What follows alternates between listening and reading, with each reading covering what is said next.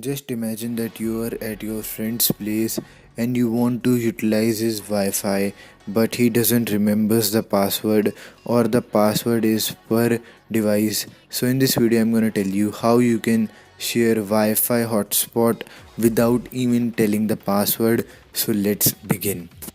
Hold up.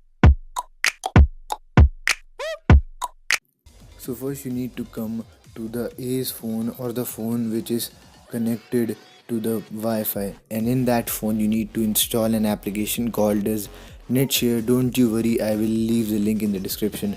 Once you have opened the application, you need to provide it all the permissions that it requires, and then just you simply need to click on the toggle to start the Wi-Fi hotspot. Now what you need to do, you need to come to the B's phone or the phone that you want to connect to the Wi-Fi, and in that phone you need to also install the NetShare app. Yeah.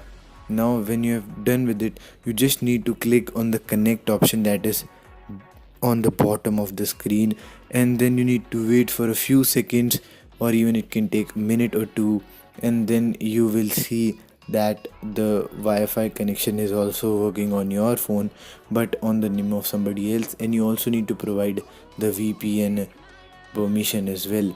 And now to show you the proof, you can see I am opening my browser, and you can see that the internet is working pretty well, even though I haven't connected it to directly to the Wi-Fi.